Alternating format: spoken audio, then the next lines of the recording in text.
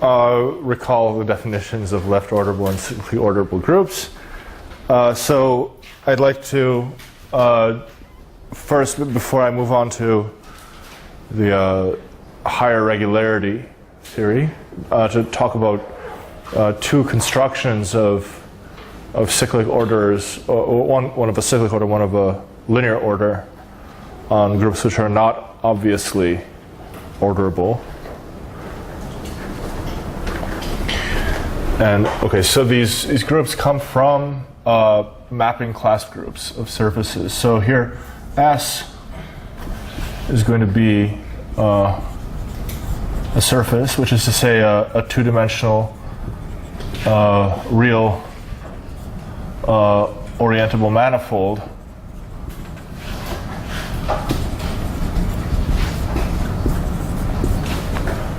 I should say real two-dimensional. And so, of course, this is characterized by its genus and the number of punctures and the number of boundary components. This is characterized up to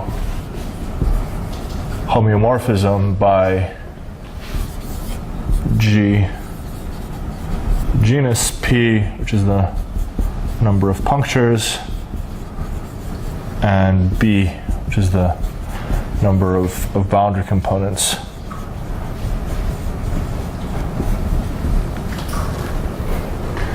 Okay. And so what one considers in the study of these surfaces often is the mapping class group mod S, which is the group of orientation preserving homeomorphisms of S. And so depending on your particular conventions, you can allow homeomorphisms to permute the punctures or boundary components or not.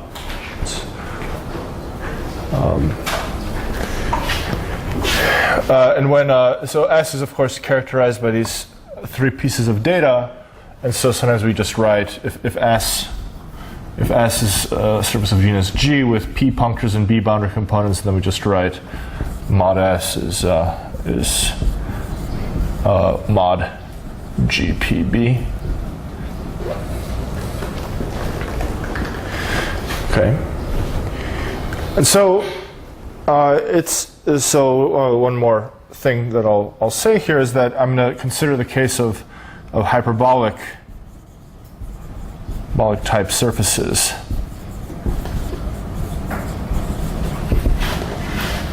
And that's where if I consider 3G minus 3 plus P plus B, this should be greater than 0. So in this case, the universal cover of S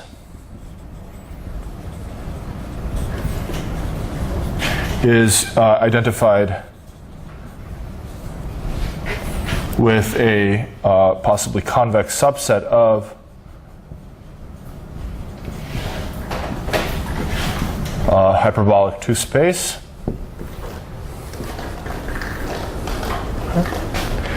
And so if you consider, I don't know why I wrote this. I'm sorry. This is supposed to be up to isotopy. I'm sorry. That's complete nonsense. So it's a group of homeomorphisms of S up to isotopy, which is to say a homotopy through homeomorphisms. So again, if in the language of algebraic topology, one can write mod S is pi 0 of homeo plus S. So it's the group of connected components. Okay. So with this description, it's very difficult to imagine that this group mod S is tractable in any way. But it turns out that one can say quite a bit about it. It turns out that it's finitely generated. Okay, so in particular, it's a countable group, and it's in fact finitely presented. It has many properties which are analogous to out Fn, which has been discussed in Mladen's lectures. Okay. But if I asked you about the algebraic structure of the mapping class group, it's quite difficult to say anything about it. So, of course, I'm talking about cyclic and left invariant orders of groups, and so what I'm probably hinting at is that one can say things about the orderability of mapping class groups. So let's talk about that for a little bit. So there's this construction of Nielsen, which was made later more explicit several decades later by Handel and Thurston, which says that if you look at, so I'll write SG1 to be in this notation, it's SG1 0. So then mod G1 is cyclically orderable, and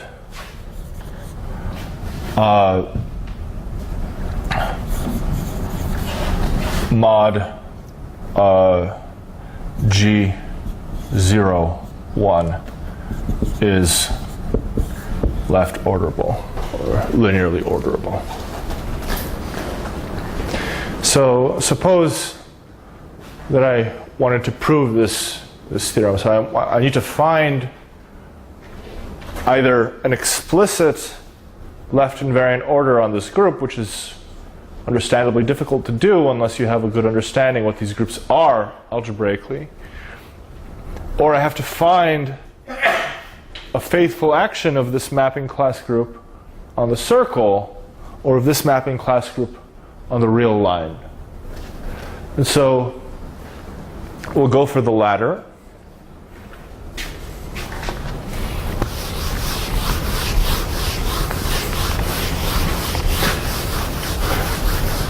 So I'll sort of impressionistically sketch how a proof of this would go.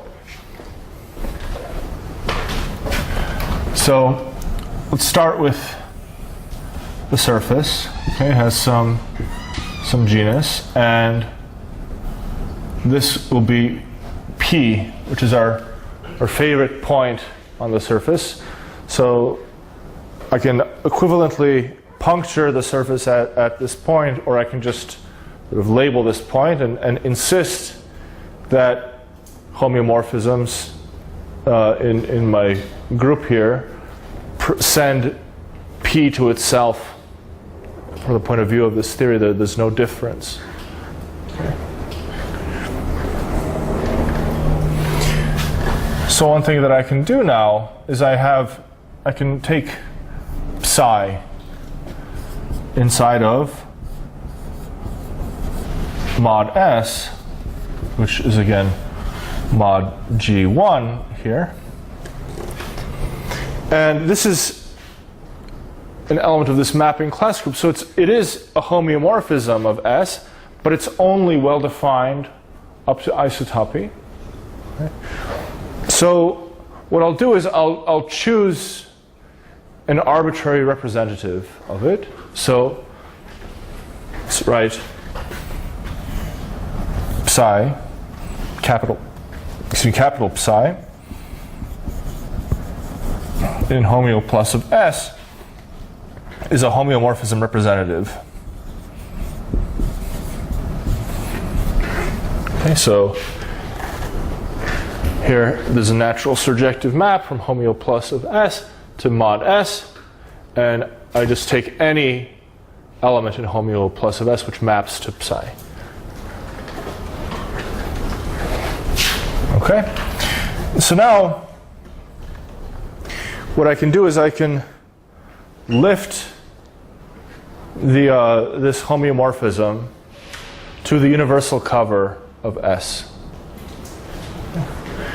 in a way which is equivariant with respect to the action of the group. So I have psi acting on S, okay, and there's this universal cover hyperbolic space sitting over S, and psi tilde is a lift of psi to the universal cover. Okay. So I said here that we want to get a faithful action on the circle, and so where is there a circle lying around? Well, hyperbolic space has this natural model, which is the Poincaré disk model. So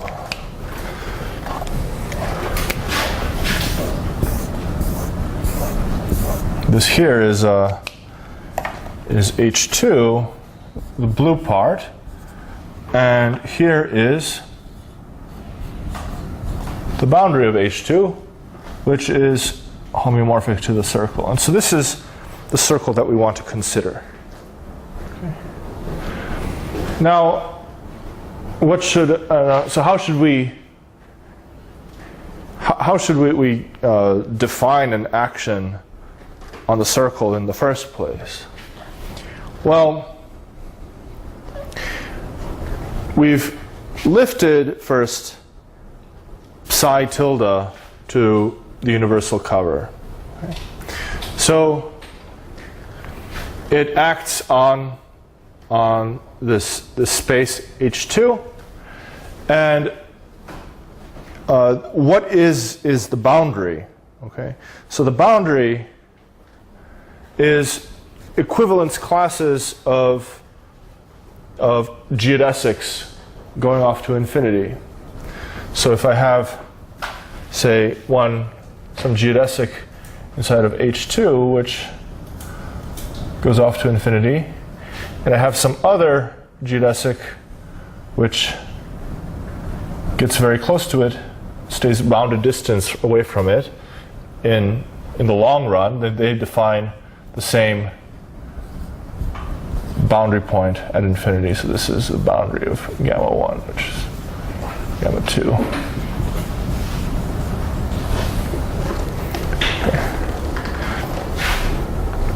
And so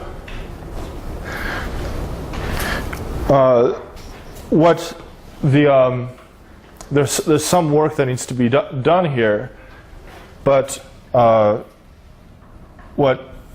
way that psi tilde acts on H2 is not arbitrary. It's not an arbitrary homeomorphism of H2. It acts with a way which is equivariant with respect to the action of pi 1 of S on H2. And so psi tilde sends geodesics to what are called quasi-geodesics. So if you don't know exactly what this means, that's okay. So what it's supposed to mean that a quasi-geodesic is something which behaves like a geodesic, but it deviates from it a sort of linear amount. So you have here gamma is a geodesic, and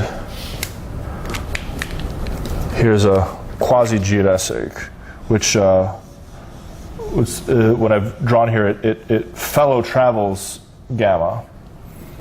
So gamma is a quasi-geodesic.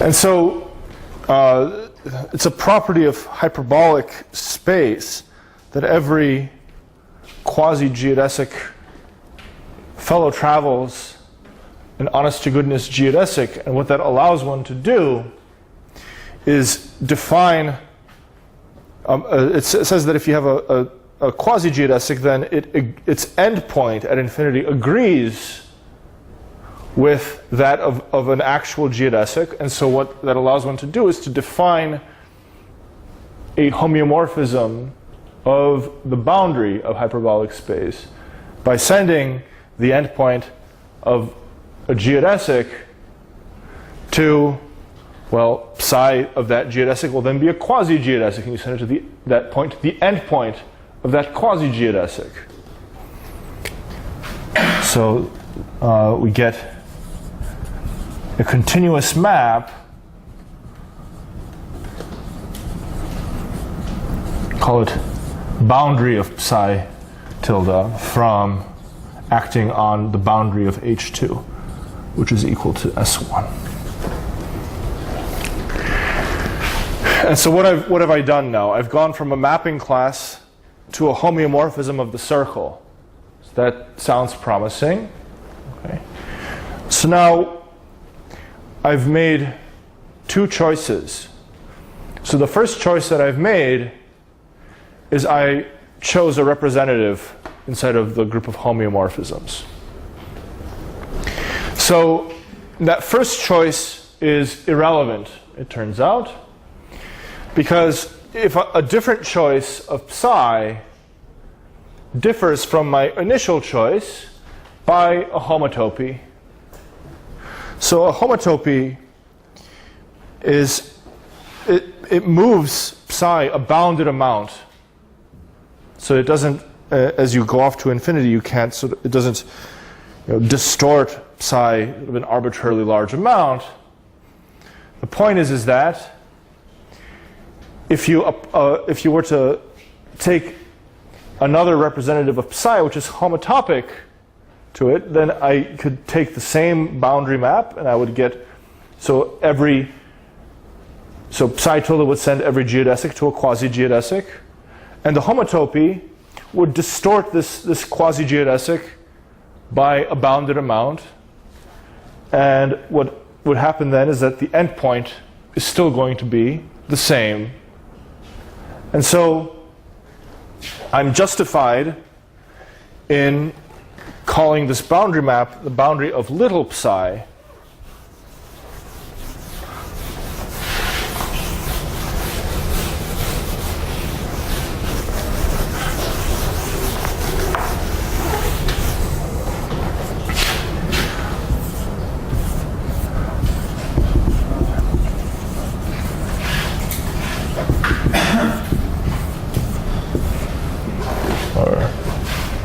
So that is to say, we can write the boundary of little psi tilde. So it depends only on the mapping class is the point. So I've gone from now mapping class to circle homeomorphism. Do you mean without tilde or with tilde? With tilde, because it's the one more choice. Right? So the last choice that I've made is I had to choose a lift to the universal cover. Okay. So what's the ambiguity there? Well, the only ambiguity is the deck group action upstairs.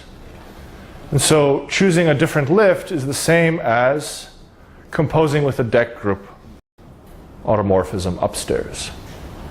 So how can I eliminate that ambiguity? Well, I'm allowed to do that because I have this fixed point P at the very beginning, which I haven't mentioned. So what I can do is I can, inside of H2, pick my favorite lift of P. And now I can insist that every lift of the lift of psi tilde that I took fixes P tilde on the nose. Because if it doesn't, then I can just precompose it with some deck group automorphism which moves the base point back to P tilde. And that eliminates all ambiguity. And so by fixing a lift p tilde of p, we eliminate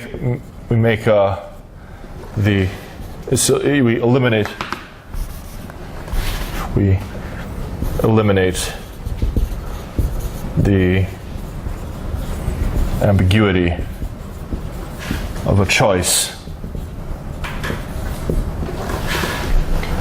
of lift. And so we have this, so we can talk about the boundary map of psi induced by the mapping class downstairs. Now this depends on nothing, no further choices. And so now this map, psi maps to boundary psi, is a homomorphism. Homomorphism from mod G1 to homeo plus of S1.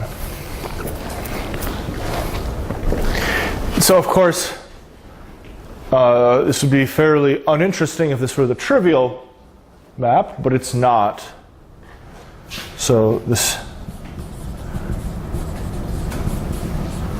map is faithful.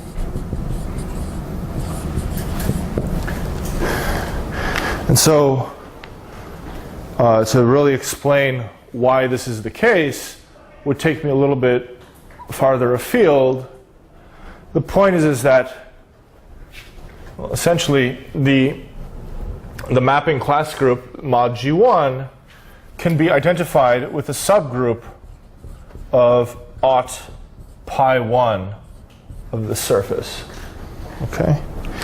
And every non-trivial element of pi 1 of S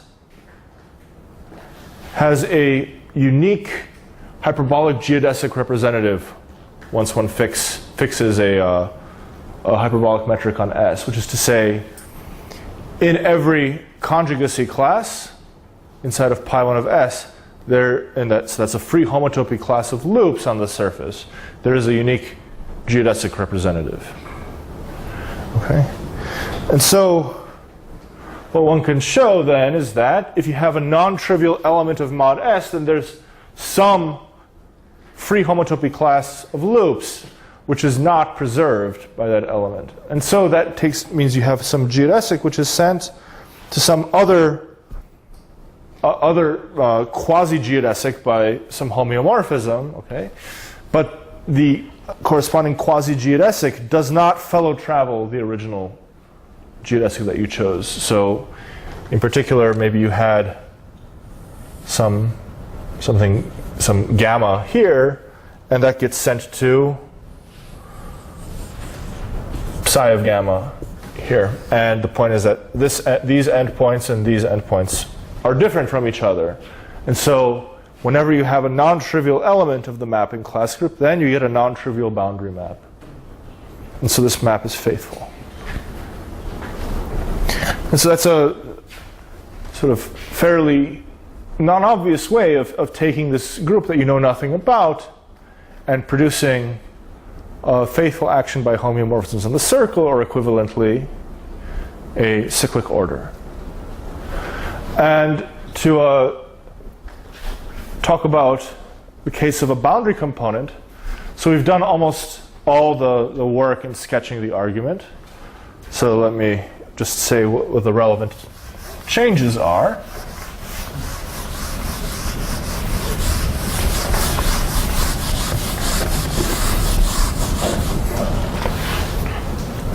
So now let's take a surface of some genus G and a boundary component.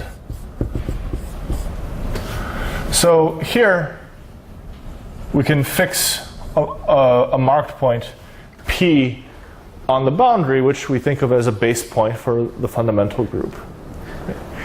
And now if one can fix a hyperbolic metric on S for which this boundary curve will be a geodesic.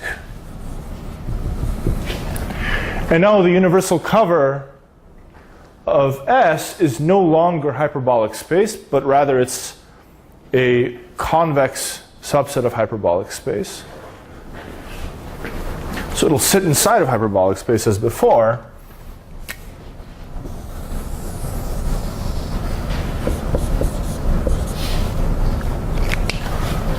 This is the boundary of H2 here, and here's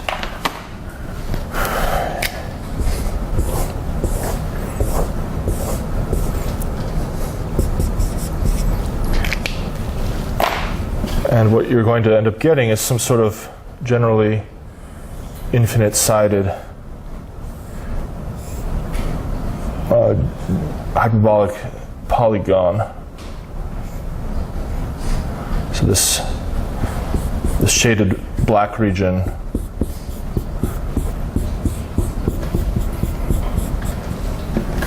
is again the universal cover of S.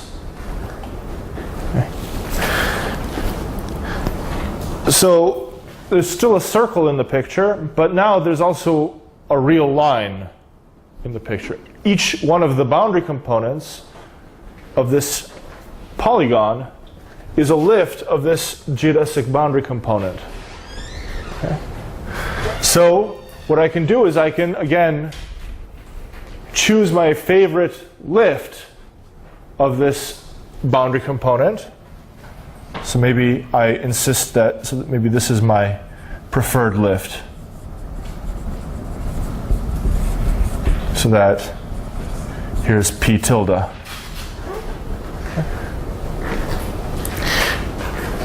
And now what I can do is I can play the same game as I did before.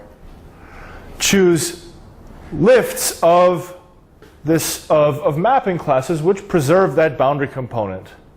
And in the universal cover, which is homeomorphic to R. And by basically the same argument, one gets a faithful action of the mapping class group with a boundary component on the real line, and hence a left ordering of the boundary of the bounded mapping class group.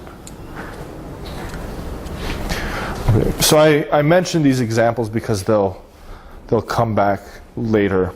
Not today, probably, but on Thursday. Okay, so that's enough for the continuous theory for now. We'll have to revisit it a little bit, but I'd like to talk about some ideas from higher regularity.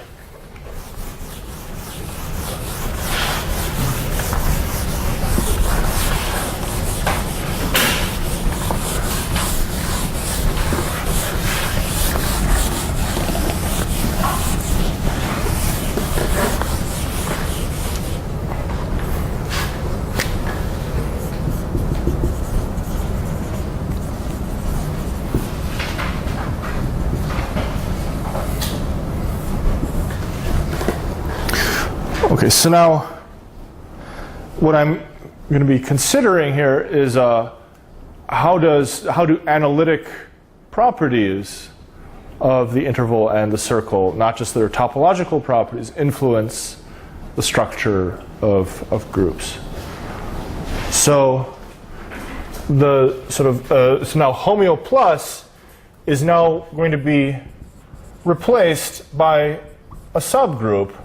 So where here M is I or S1, you have these subgroups diff K of M, where these are CK diffeomorphisms.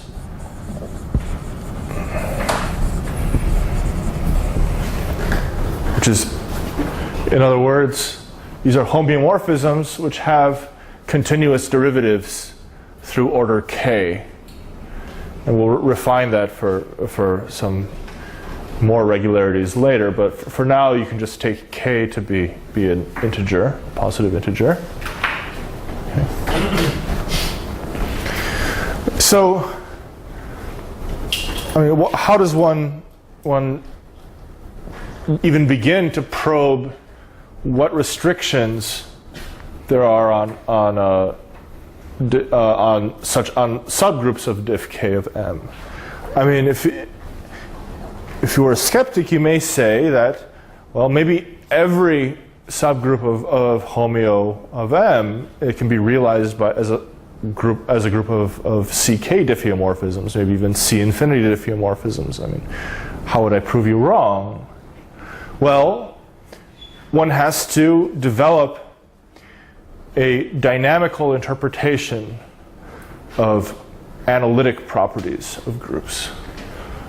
So the basic theme is to have a dynamical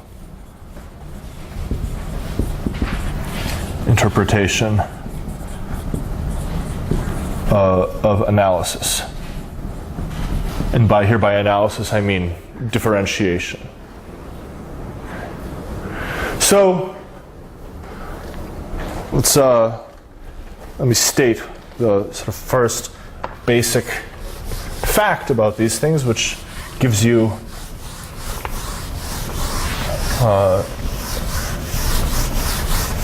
an idea, sort of a flavor for what these arguments might look like. So, first some terminology. So, if F is an element of homeo plus of M, then we talk about the support of F, which is by definition the set of points x and M such that f of x is not equal to x. So this is what's called the open support by some people. A lot of people consider the support to mean the closure of this set that I just wrote down, but for me, it's always the open support that one considers. So let's consider the basic question. So when can two homeomorphisms and equivalently diffeomorphisms, not equivalently but analogously, commute?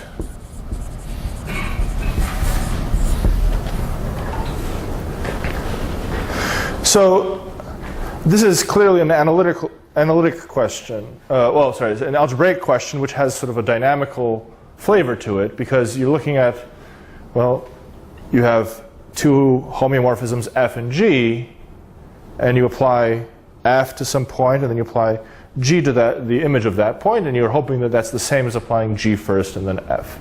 So it's a dynamical interpretation of an algebraic question.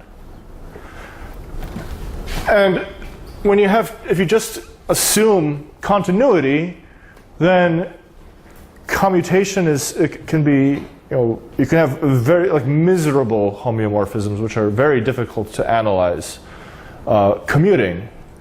So here's sort of a general example that you can keep in mind, and it'll make the theorem that I state after this, it'll make it sort of more interesting and have more content. So let's just consider the real line. Maybe it's actually the open interval 0, 1 sitting inside of the closed interval. And I'll let f of x just be equal to x plus 1. So it's just translation by 1. So here are maybe the integers.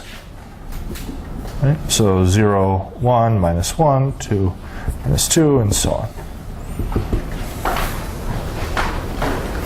So let's build a homeomorphism, or lots of different homeomorphisms which commute with f of x. So I'll define g of x to first of all be equal to x if x is an integer. So it fixes all the integers, okay? And then in each, so between 0 and 1, So it'll be arbitrary if x is in 0, 1. So it just does anything you want to this interval, preserving it. So it's an arbitrary homeomorphism, which is orientation preserving of this integer, of this interval. And then I want to extend it equivariantly to the entire real line. And so what can I do? Well, I just define it to be, so if, and I'll just have it be, so if let's say x is in n comma n plus 1, well, I'm somewhere over here, so I can translate back to this interval 0, 1. So I can just I can define g of x to be g of x minus n plus n. Okay, so what have I done? I have some point here x, which is between n and n plus 1, and I move it back to this interval 0, 1, where I've defined g already, and then I move it back. And so you can check that f and g commute with each other. And so, because the definition was arbitrary in this interval here, I have uncountably many different homeomorphisms which commute with f. So the centralizer of a homeomorphism can be very complicated. But the moment that one starts to impose regularity, things get much more restricted.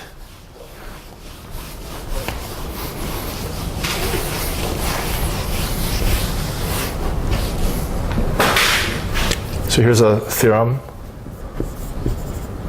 called Cappellas Lemma. So what Cappellas Lemma says is the following. So let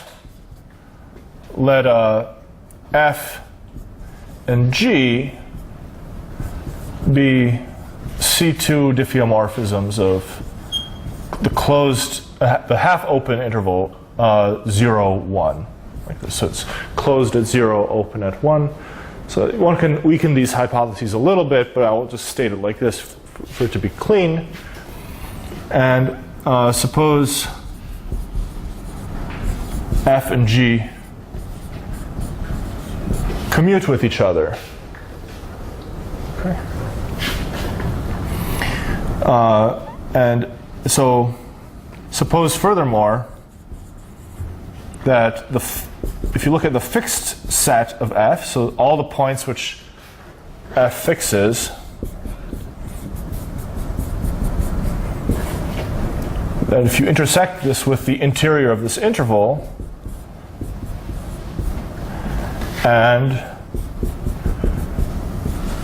that g fixes at least one point,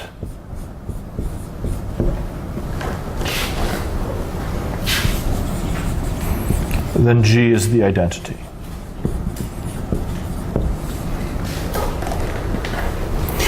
So this picture that I made here, this could be all realized inside of the interval, because I just look at the 2-point compactification of R. Okay. And this Cappellas lemma is obviously false for just homeomorphisms, because here f has no fixed points in the interior. And g has infinitely many, but it's not the identity, and they commute with each other. So there's something weird already happening if you assume some sort of level of regularity.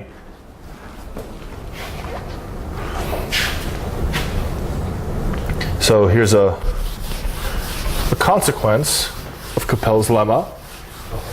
Yes? Is there any counterexample for C1 diffeomorphism? Yes, there are counterexamples for C1 diffeomorphisms, but I'm not going to say any right now. It's quite a lot of work to construct a lot of interesting ones, but they exist. There are huge numbers of them, and you can construct diffeomorphisms with very complicated centralizers. So And suppose that, so if F and G are commuting diffeomorphisms, let's say C2 diffeomorphisms of the interval, then if A and B are components of the support of F and support of G, respectively, then either A intersect B is empty or A is equal to B. So you can't have nesting of supports, you can't have partial overlap of supports, you have this very strict conclusion about the supports of elements which commute with each other. Okay. So now, to give you an idea of how the analysis actually comes into these sorts of theorems, I'll give you a proof of Cappellas Lemma. The original proof was much harder than this, and then so it was given by Nancy Capella in the 1970s. And then Andres Navas and Danny Caligari found simpler proofs, which also relaxed some of the hypotheses on it, on F and G. And right, so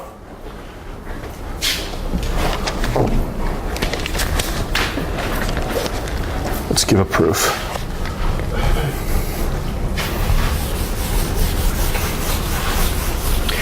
So it may be a little bit hard to follow this at first, but let me sort of give you the basic intuition. So suppose that you have this half-open interval.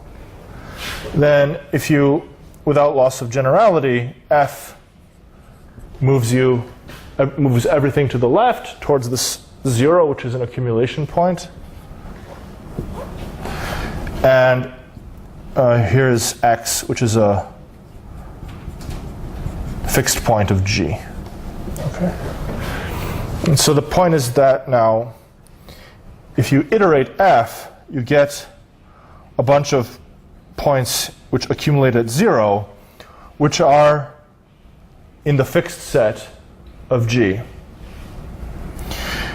And moreover, G has to be equivariant with respect to the action of F, so that when you apply G and then translate over by F, it's the same as translating over by F first and then applying G. And so then G has to be somehow periodic with respect to the behavior of F.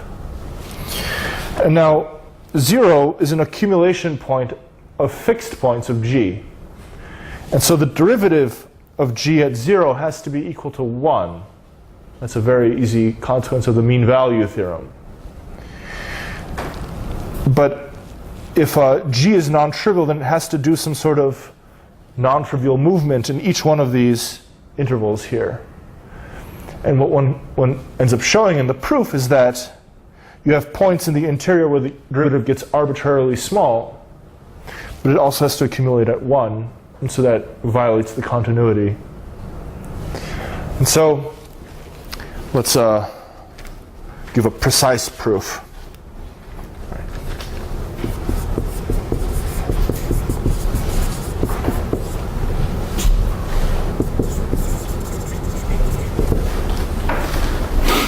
Okay, so F acts on the interval 0, 1, and after choosing some arbitrary homeomorphism between 0, 1 and the real line, I can assume that it behaves like translation by 1, and so it moves. You have this sort of open interval whose translates are all disjoint from each other and which cover the entirety of the interval except for countably many points. So what I can do is I can choose H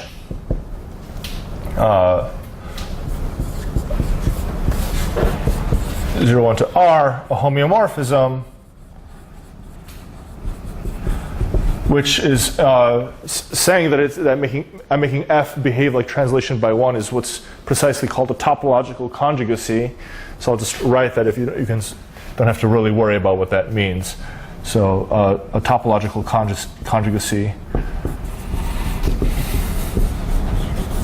from F to the map X maps to X plus 1.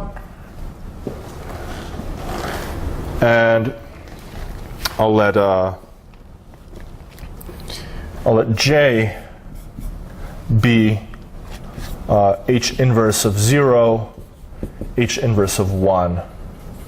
So this is a fundamental domain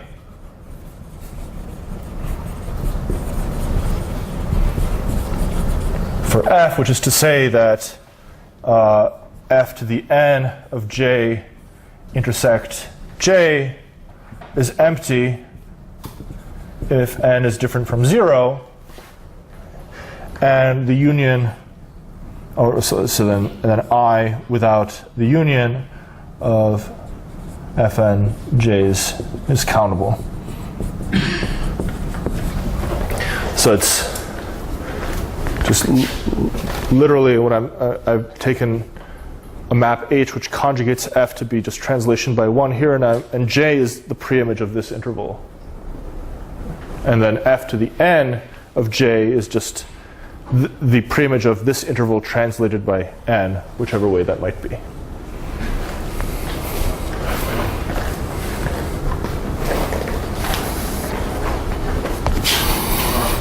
Yes?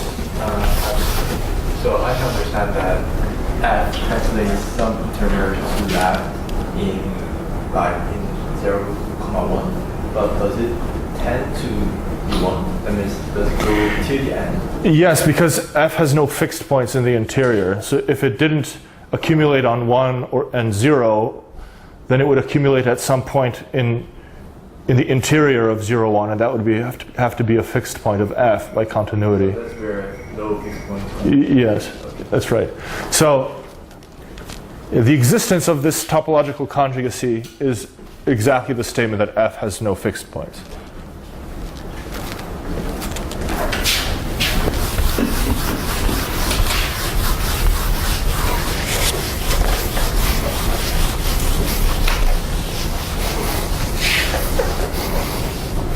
So remember that we want to make do some sort of analysis of derivatives here, because you have to use the derivative somehow, because we showed that Cappellas Lemma is false if you don't assume differentiability. So F is a C2 diffeomorphism. Okay, and so certainly I can consider the function f prime, which is just df dx.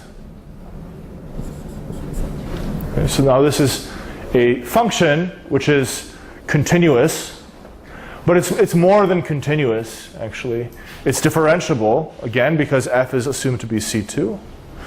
So you don't need the full strength of that. It turns out it suffices to show that to know that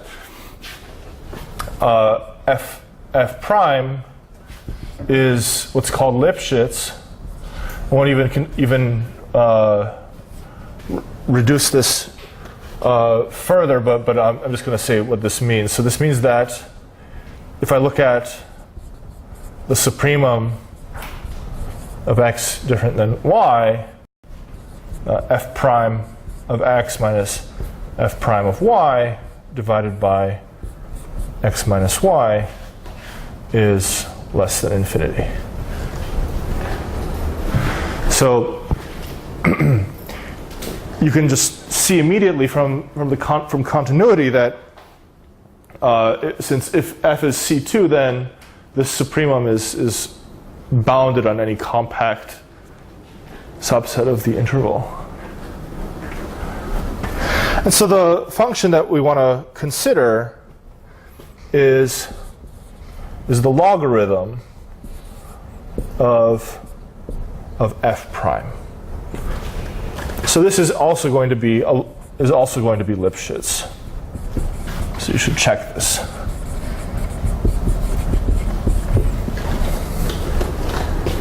So the reason we consider this is because this is useful for analyzing simultaneously sort of growth of derivatives and the chain rule when we compose diffeomorphisms with each other. So a consequence of this function being Lipschitz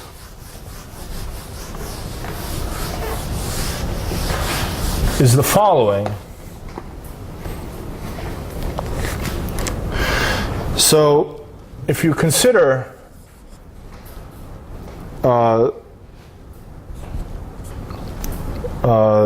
let's take the sum. So let A and B be elements in J. We have that if we take the sum of f prime of f to the I of A minus log of f prime f to the I of B.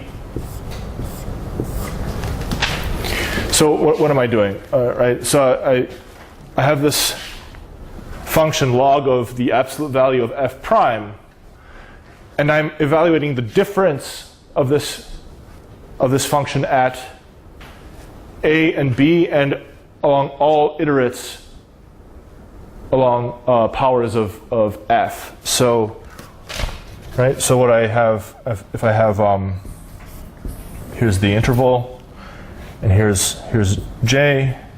Here's f of J, and here's f inverse of J, right? And so here's A and here's B. Here's f of A, f of B, f inverse of A, f inverse of B. Okay. So I'm evaluating the difference between the value of this function at A and at B, and summing over all possible translates.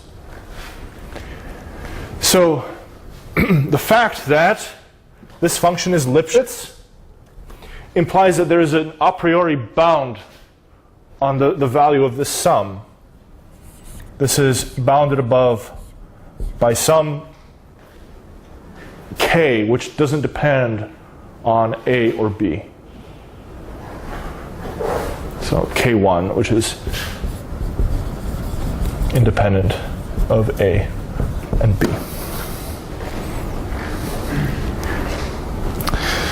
Great.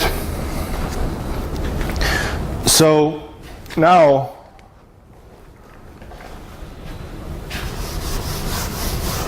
something that we can do is we can compare the derivatives of fn prime at A and B from this expression.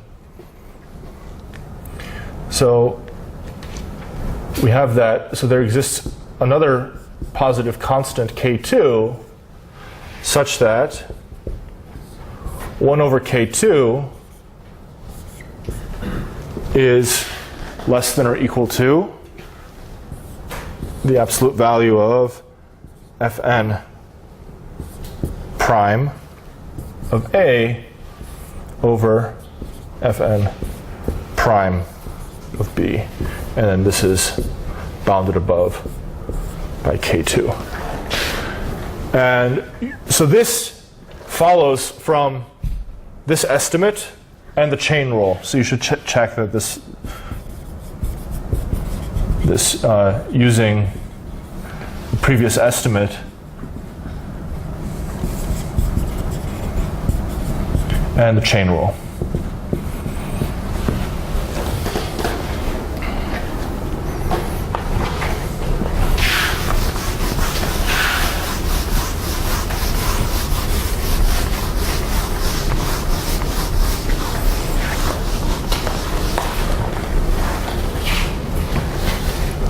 So let's set phi to be, say, g to the m, where m is arbitrary, and So this is for all n and for all a and b. this is independent of a, b, and n. That's the crucial point, is that K2 doesn't depend on any of the inputs. So here m is arbitrary. Let's let phi be g to the m. And remember that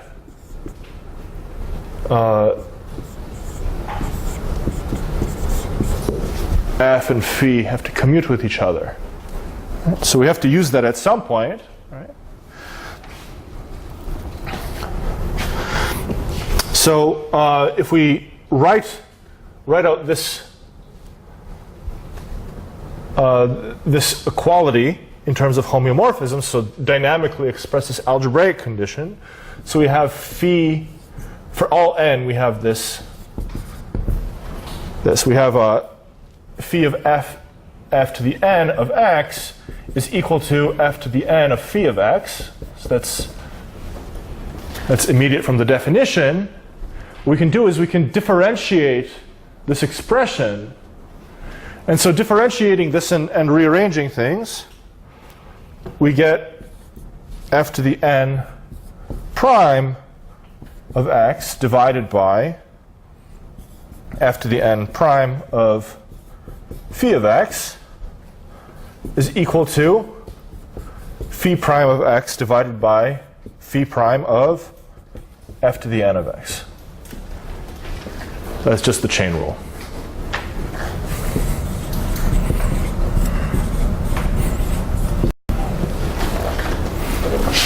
Okay, great.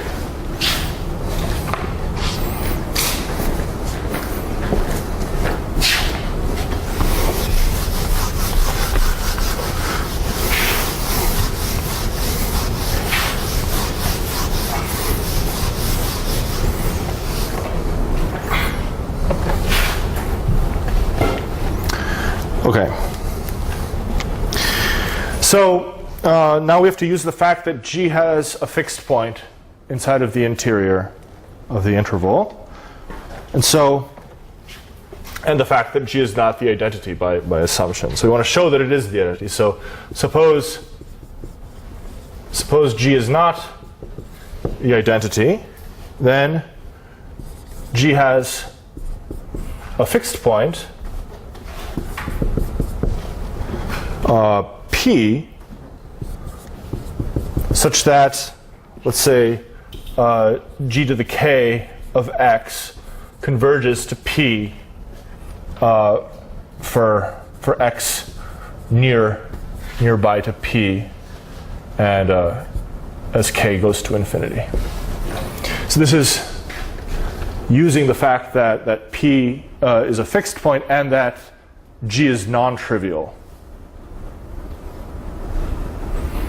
So if it's possible that I might have needed K going to minus infinity to make this be true, and I'll just be happy to replace K by minus K if necessary.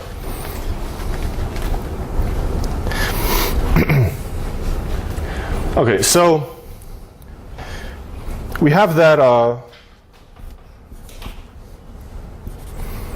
f to the n prime of x divided by f to the n prime of phi of x is bounded away from 0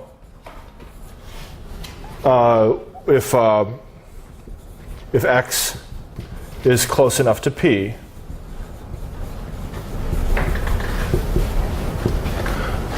That is to say, when I mean by close enough, I mean within a single fundamental domain for f. That follows from this estimate.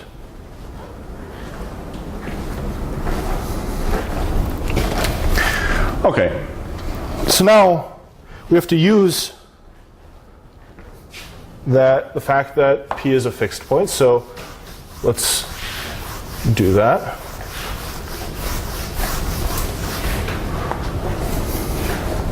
So since P is fixed, we have that g to the m. So for all epsilon greater than 0, there exists an m such that if I take g to the m of x minus p divided by x minus p, this is less than epsilon for x near p. This is just saying that the distance between g to the m applied to x and p is shrinking down, and it's getting as small as I want it to be with respect to the initial distance between x and p.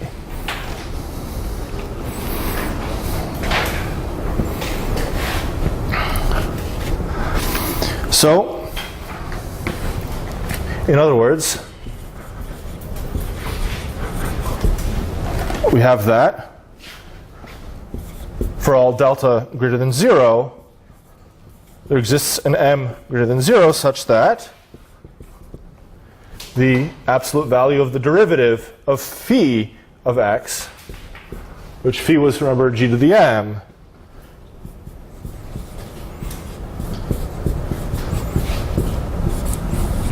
is less than delta.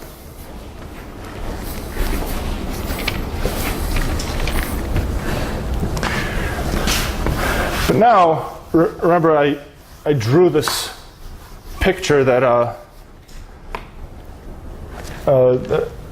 about the fixed points of G accumulating at 0. So remember, so I had f moving this way, and here was, say, a fixed point of G.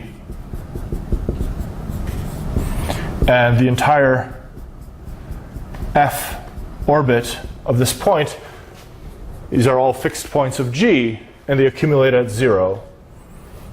So 0 is an accumulation point of the fixed set of G. And so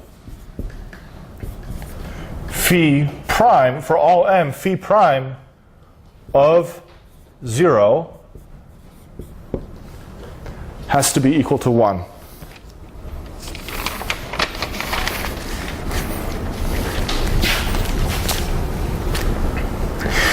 And so because if I iterate f, I get closer and closer to 0, I can write, so for all delta greater than 0, there exists an n such that if I estimate the derivative of phi at f to the n of x, this is at least 1 minus delta.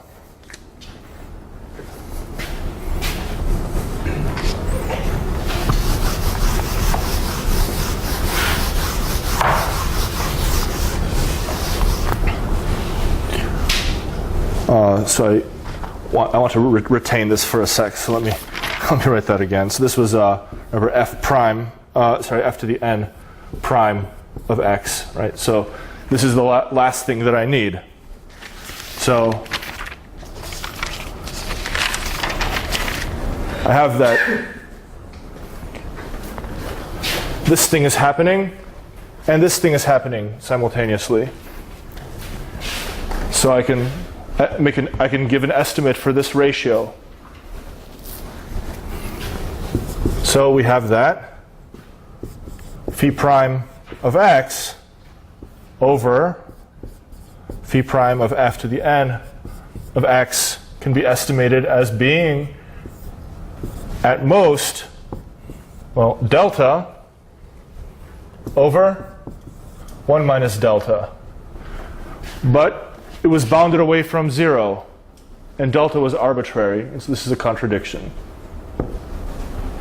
And that completes the proof. So that was easy, right? That's how one passes between analytic properties of diffeomorphisms to concluding dynamical things about them. So I'm over time, but I'm allowed to take some of the time, right? Yeah, I think I will. So because this will give some sort of application of Cappellas Lemma to what we were discussing before, it won't take long, I promise. So remember I talked about nilpotent groups and how they're always left orderable. So I'd like to prove a theorem of Plant and Thurston, which shows that now we can use Cappellas Lemma to make algebraic conclusions.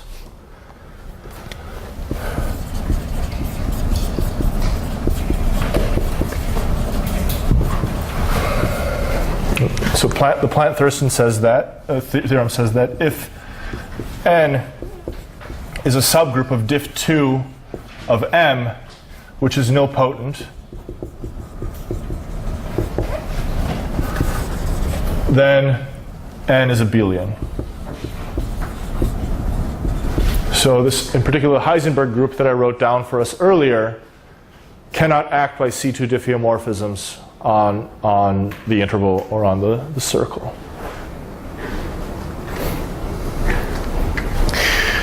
So before I prove this, I need one more fact, which I don't have time to prove right now. Maybe I'll revisit it on Thursday. And it's something called Holder's theorem.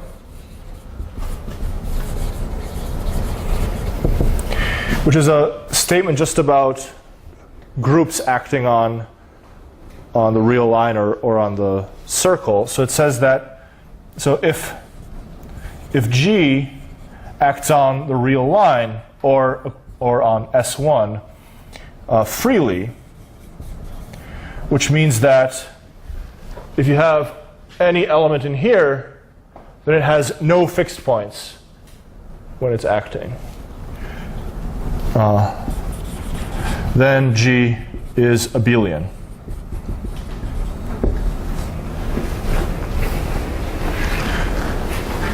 So if you assume some further regularity, then one can conclude things like, well, they're actually conjugate into groups of translations or something like that. But this is good enough for us.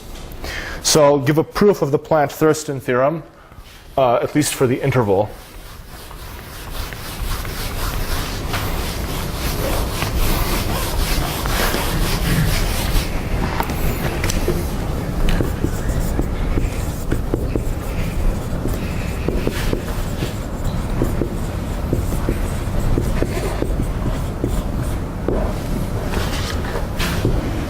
So we have this nilpotent group acting on the interval I, and I'll assume n has no fixed points, no global fixed points. Sorry.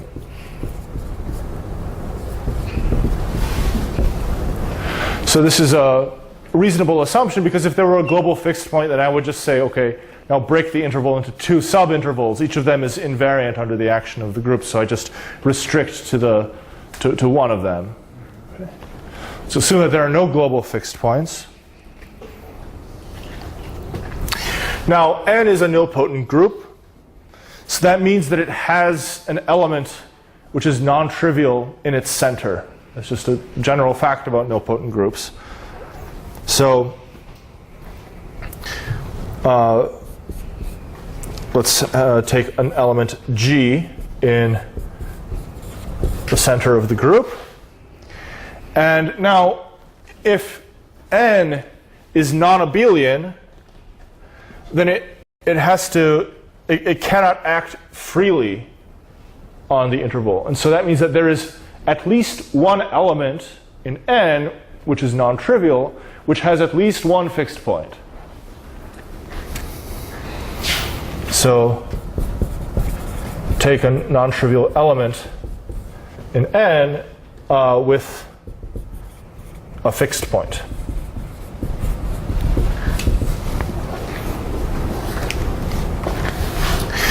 So here's a easy thing to check, that we may assume that x is in the boundary of the fixed points of f, so that you have non-fixed points of f accumulating to x. And this is in the interior 0, 1, and that f of x is equal to x. So the claim is that g of x has to fix x as well, and otherwise, so if not,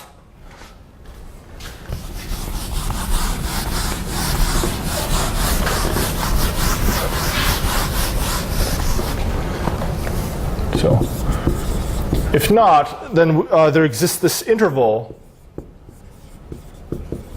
a and b with a different from b. So this non-empty interval with non-empty interior, such that the points a and b are limit points of the of g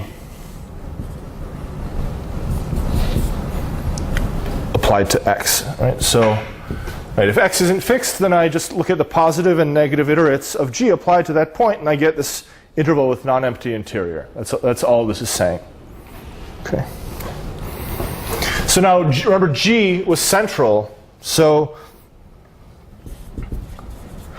since g and f commute, we have that f fixes a and b. So you should check this if you don't see that immediately.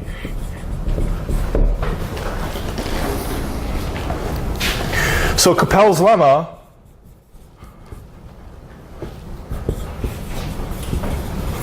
implies that if g of x is not equal to x, then f has to be the identity on the interior of a comma b, because you have x and then you have a to the left and b to the right, and g by assumption doesn't fix x, and so g has no fixed points on a comma b in the interior. F and g commute, and f fixes some point in the interior. So Cappellas Lemma applies immediately. So f was the identity on the whole interval, but we assumed that x lie in the boundary of the fixed point set of f, and so it can't lie in the interior of the fixed point set of f. And so this is a contradiction. This violates that x was in boundary of the fix of f.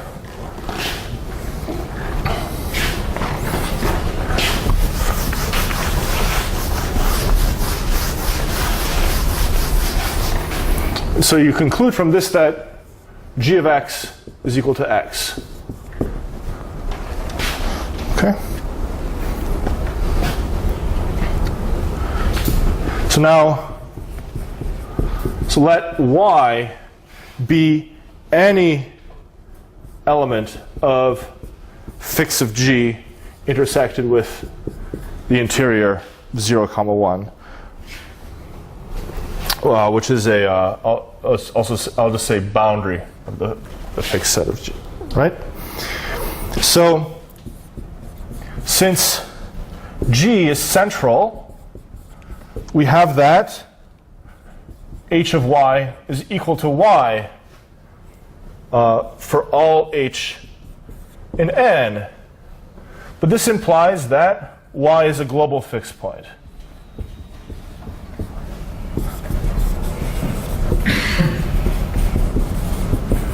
Of n, a contradiction. So that proves that n couldn't have been a non-abelian nilpotent group. So let me just say in 1 minute, like what it seems like almost like a sleight of hand. So what have I done? So I started with this central element, and the problem is that so if this central element has one fixed point in the interior, then the boundary of its fixed points inside of the interior is non-empty. And that point has to be fixed by all of the elements inside of the nilpotent group because this element was central. And that violates the assumption that you have no global fixed points. The enemy that you're fighting against is, what if G has no fixed points in the interior? And so if G has no fixed points in the interior, then you start with some element which has a fixed point in the interior, which has to exist because n was non-abelian. And you show that a boundary point of the fixed point set of that element is fixed by G, and therefore G does actually have a fixed point in the interior. And that's how the proof goes. So I'm way over time. Sorry, I just wanted for this to be coherent, so I'll stop.